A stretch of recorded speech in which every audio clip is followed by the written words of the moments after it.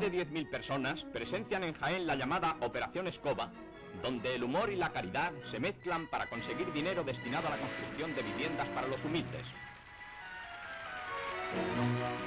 El Gobernador Civil, la revista Imágenes y la emisora provincial de radio han colaborado en esta prueba que puso de manifiesto la generosidad de nuestros artistas cinematográficos que con los toreros Victoriano Roget y Víctor Quesada ejercieron con el mejor ánimo su función de barrenderos a lo largo y a lo ancho de la plaza.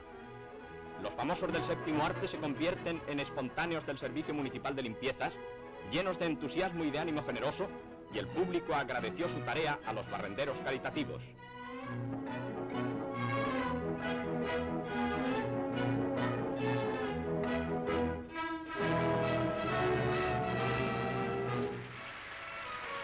He aquí las 10 primeras casas de la Operación Vivienda y Operación Escoba, en las que se superó el 1,5 millones de pesetas, contribuyendo... Que fue una iniciativa que partió de Radio Jaén, que era hacer, por las noches, hacer una subasta para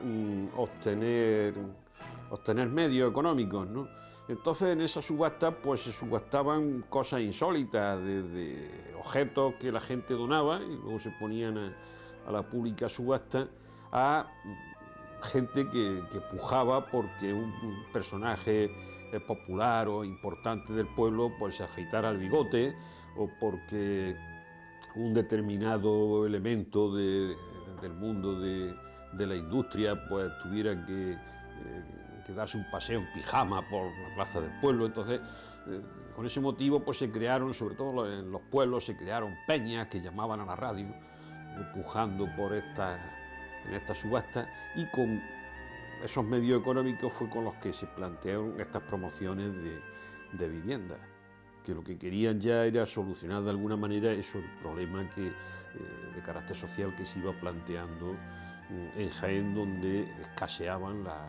las viviendas para familias jóvenes y para familias modestas.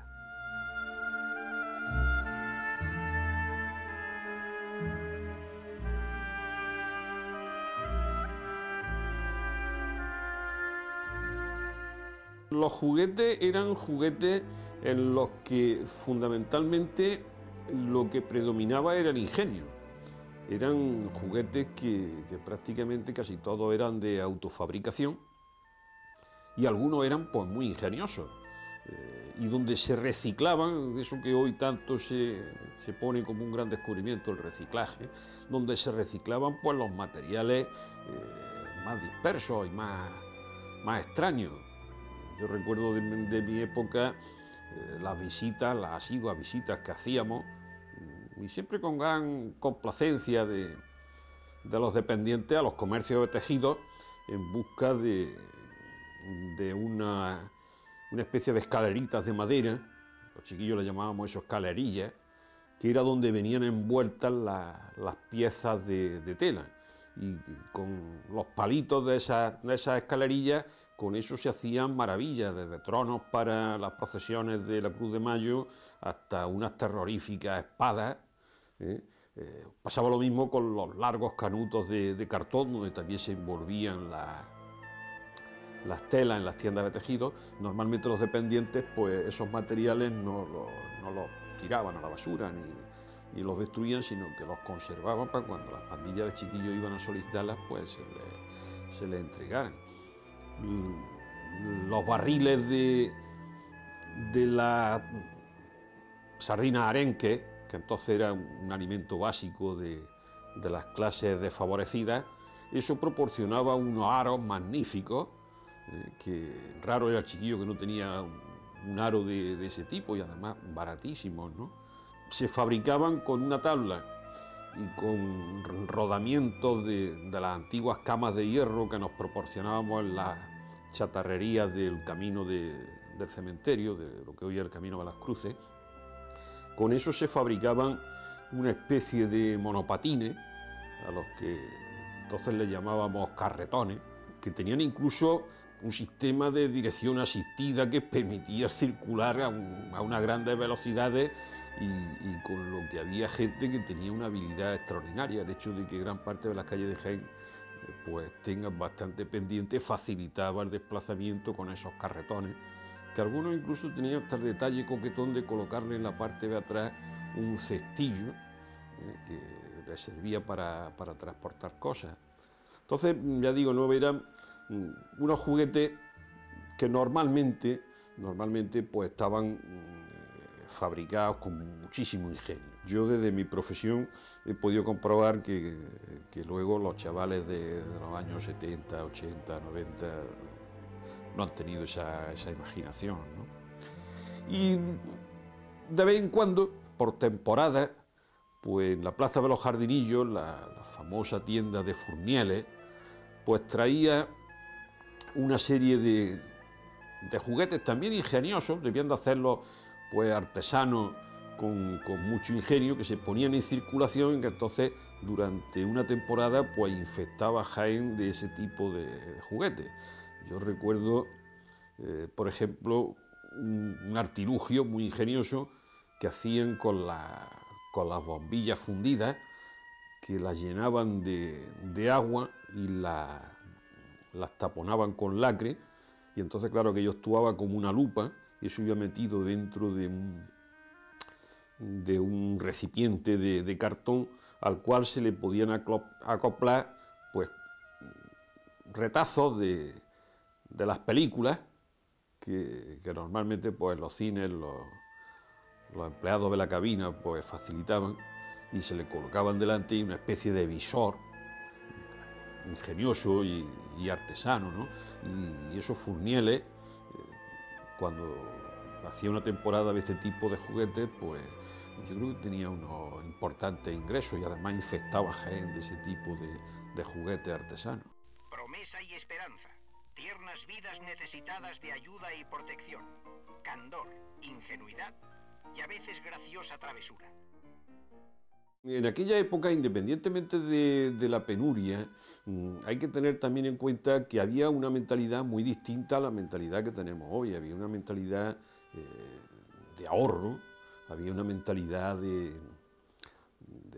cuidar más dentro de la familia los recursos, una mentalidad incluso de traspaso dentro de la familia, de traspaso de los juguetes, de las ropas de unos hermanos a otros, y entonces muchas veces no se disponía de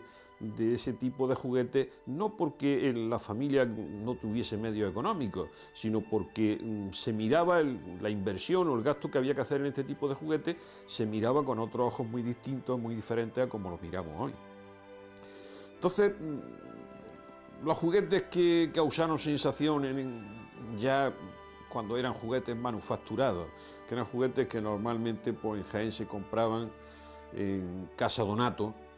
se compraban en la calle Campana, en un bazar, se llamaba Casa Duro, y luego en la época de Navidad y Reyes, en dos grandes jugueterías, una que montaba en la calle Cerón, Muebles Lozano, y otra que montaba en la Carrera frente a la Diputación, lo que era el famoso Café España. Allí se montaba también otra juguetería que tenían las últimas novedades, pudiéramos decir, ¿no? Entonces yo de los juguetes de esa época pues recuerdo así con especial añoranza el Colt 45, que era un revólver fastuoso, que parecía auténtico y que era el que utilizaban los grandes actores en las películas del oeste, ¿no? Y que era un juguete que yo recuerdo que tenían muy pocos chavales, ¿no? Causó también mucha sensación la aparición de los fuertes, como estaban en su apogeo las películas de indios y de vaqueros, pues un juguete eran unas reproducciones de los fuertes, de los clásicos fuertes de los americanos, que tenían luego unas figuritas que se hacían de plástico, de indios, y donde había pues toda esa amplia gama de escenas que veíamos en aquellas películas, ¿no? La diligencia, los indios tirando flechas, el pistolero con una pistola en cada mano. Entonces ese tipo de juguetes pues eran juguetes que tenían un gran atractivo, y bueno, el atractivo máximo ya eran las escopetillas de plomo, las escopetas de aire comprimido, que entonces estaban plenamente autorizadas y que se vendían en el mercado libre, ¿no? Aquí normalmente se adquirían ese tipo de de escopetas se adquirían por 300 pesetas, recuerdo perfectamente el precio, en la armería La Perdiz, primero en el comienzo de lo que hoy es Virgen de la Capilla y luego en el centro de la carrera, y que esa era una de las máximas, eso, y la bicicleta y el balón de reglamento, yo creo que eran las tres máximas aspiraciones de juguete que teníamos los chavales de los años 50 y quizás de los comienzos de los 60.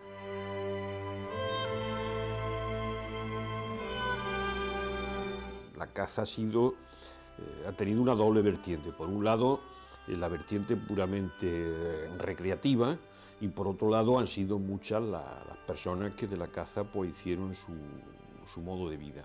En Jaén, fundamentalmente, la caza que más abundaba pues era la caza menor, sobre todo en los cerros que rodean Jaén y en esas grandes campiñas que van hacia Mejiva, hacia Torrequebradilla. Por ahí abundaba mucho la caza menor de liebres, conejos, palomas torcaces, perdices, y eran muchas las personas que por simple afición pues se dedicaban a ese tipo de caza. Y luego estaba la caza mayor, que la caza mayor eran solamente pues aquellas familias de un cierto rango y de una cierta posición económica que se podían permitir el participar en estas expediciones de caza mayor, que además eran unas expediciones en las que había también un componente social, un día de asueto, un día de diversión, ¿no? La caza mayor, como digo, era solamente cosa de grandes familias, de gente de la pequeña nobleza, de gente adinerada, y ahí marcó un hito importante el famoso don Manuel Ruiz Córdoba, que fue alcalde de Jaén, que era amigo personal de Alfonso XIII, y que era un personaje popularísimo, al que, a pesar de su alcurnia, de su importancia política, de su gran capacidad económica, en Jaén siempre se le conoció, y él lo tenía eso a gala, por Manolito Ruiz. Manolito Ruiz vivía en la calle Tiradores, en lo que hoy es la calle Ruiz Romero, en una casa que luego desapareció al trazar Doctor Arroyo. Era una casa señorial que tenía un patio acristalado en el cual estaban expuestos algunos de sus trofeos de caza, y entre ellos había dos osos con los que habían formado una bastonera. Y yo recuerdo a todos los chiquillos de la zona esa, del barrio de San Bartolomé, con qué expectación entrábamos a aquel zaguán y nos quedábamos allí extasiados en la reja. Era una reja preciosa que tenía cristalada, que daba acceso a ese patio señorial, para ver esos trofeos de caza de Manolito Ruiz, que sin duda yo creo que ha sido el cazador más notorio, más legendario que ha habido en Jaén. Y tanta era la afición que había a la caza, que incluso al fondo de la carrera, donde ha estado hasta ahora la delegación de turismo de la Junta de Andalucía, en los bajos de esa casa había una sociedad que se llamaba la Sociedad de Cazadores y Pescadores, que era una especie de casinillo, donde la gente concertaba sus partidas de caza, contaba su anécdota y magnificaba. Siempre se ha dicho que los cazadores y los pescadores han sido unos grandes mentirosos, ¿no? Magnificaba el resultado de sus expediciones.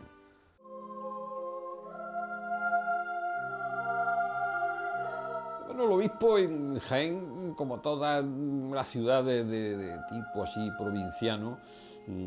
siempre fue una ciudad donde el obispo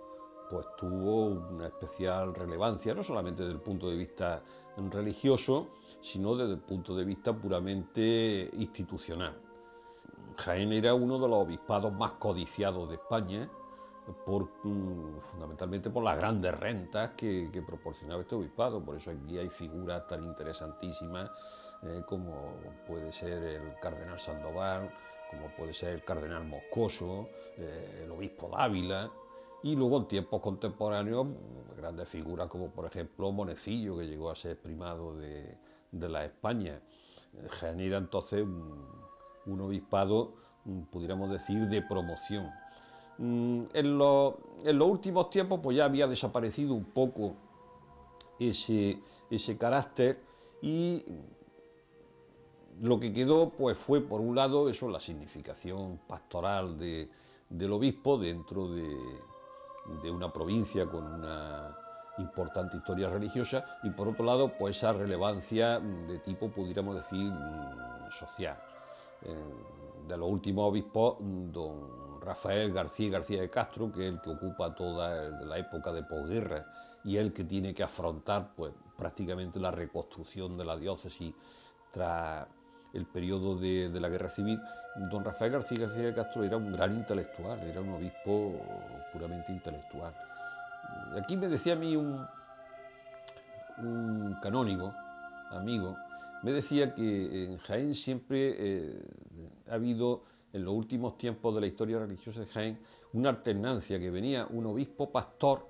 y un obispo gestor. Eso se ve muy claro en la época de estos últimos obispos, porque don Rafael García de Castro fue realmente un obispo pastor, tuvo que reconstruir la diócesis en un periodo pues muy difícil, y consiguió pues el florecimiento del seminario, la reconstrucción de muchísimos templos, la reactivación de la vida religiosa en la provincia tras el difícil periodo de la Guerra Civil. Y luego viene don Félix Romero Mengíbar, que ese fue un obispo gestor, fue un gran obispo gestor, formó un patrimonio importante en la diócesis, y además don Félix Romero Mengíbar era un obispo que tenía unas connotaciones, yo diría, cuasi cardenalicias. Hay por ahí unas fotografías preciosas de Rosselló donde se puede admirar esto, porque don Félix fue el último obispo de Jaén que en la procesión del Corpus se revestía de lo que le llamaban la capa magna, que era una capa enorme, púrpura, que le llevaban unos seminaristas de la cola, y que iba rodeado, en esa procesión, iba rodeado de lo que llamaban entonces los familiares del obispo, que eran seminaristas mayores y menores, que actuaban con él como de acólitos. Uno llevaba el báculo, el otro llevaba la mitra, el otro llevaba unos almohadones para que se arrodillara, y eso daba un boato. Además, las propias maneras de hablar o de expresarse, la solemnidad que le daba a todos sus gestos don Félix Romero Mengíbar, pues le daba una relevancia visual y un carácter especial a la figura del obispo. Todo eso luego cambió cuando vino don Miguel Peinado, que don Miguel Peinado pues era la antítesis de todo eso, y además a don Miguel Peinado le cogió la época de profunda renovación de la Iglesia tras el Vaticano II.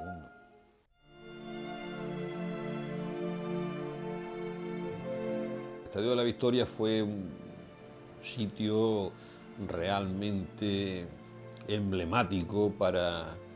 nuestra ciudad, en primer lugar porque constituyó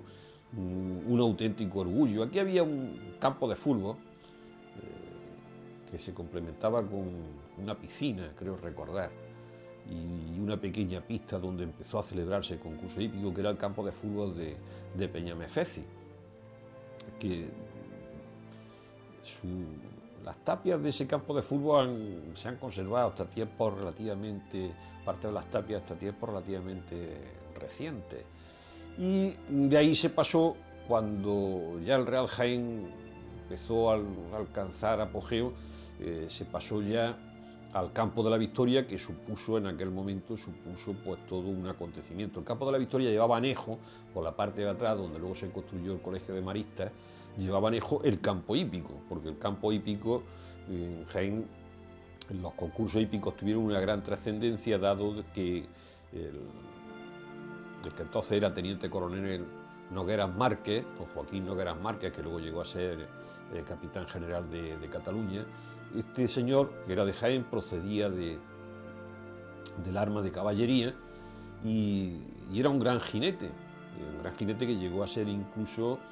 jinete olímpico con el equipo español, y llegó a tener el récord mundial de salto de longitud a caballo. Y entonces él protegió mucho, con un gobernador civil que hubo en Jaén, don Fernando Coca de la Piñera, que era militar también del arma de caballería, a impulsar y a proteger el concurso hípico. Y entonces se hizo un campo hípico profeso que ocupaba los terrenos de lo que luego ha sido el Colegio de Maristas, y que era anejo al Estadio de la Victoria. Y muchas veces las dos instalaciones se complementaban. El campo de la Victoria, pues eso, alcanzó su gran apogeo la primera vez que el Real Jaén pues estuvo en primera división, con aquellos jugadores que llegaron a hacerse pues auténticos ídolos, ¿no? Como era Regui, Méndez, y uno que causó una sensación tremenda en Jaén, que era Gutiérrez, que era un jugador negro. Eso de que el equipo de fútbol local tuviera nada menos que un negro jugando, aquello era un acontecimiento impresionante, ¿no?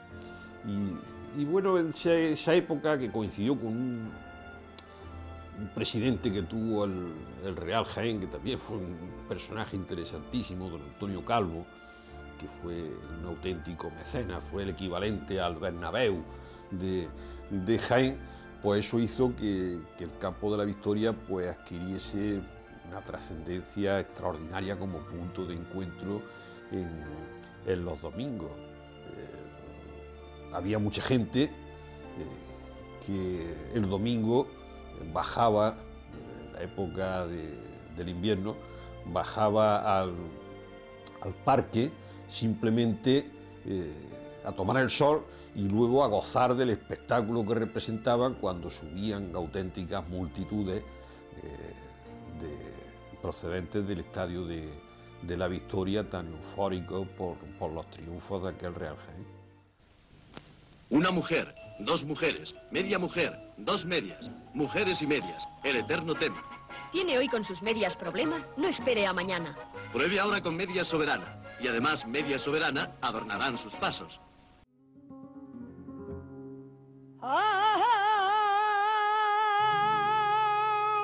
La Carolina,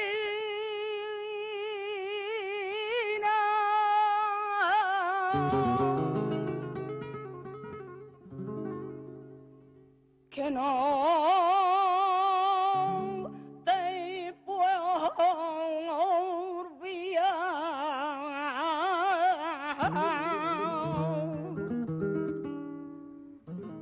De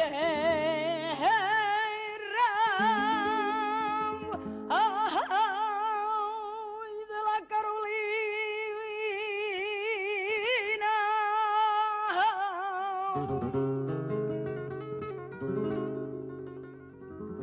ya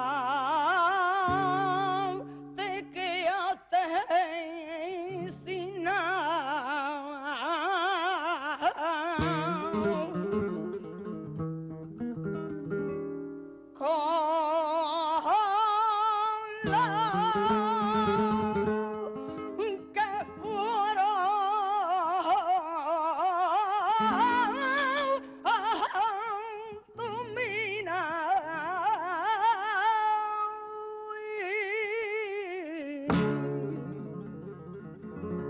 Como una mano